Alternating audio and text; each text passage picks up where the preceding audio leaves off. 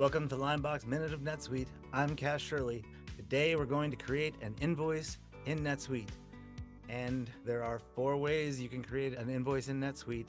They are from a sales order, from an item fulfillment, from the customer record, or completely standalone in order of preference. So from the sales order, you will bring up the sales order.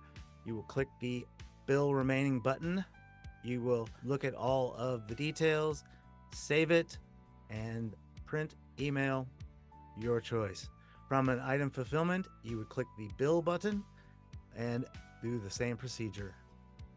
For a standalone invoice from a customer, which is the quickest way to do a standalone invoice, you go to the customer record, you hover over the new, and then invoice, and then you will populate the item list with what you are invoicing.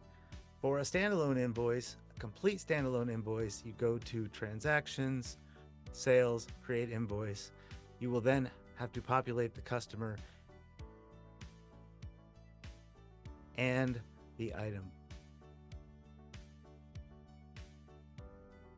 Then when you save it, email it or print it, and there you go. You have an invoice. Congratulations.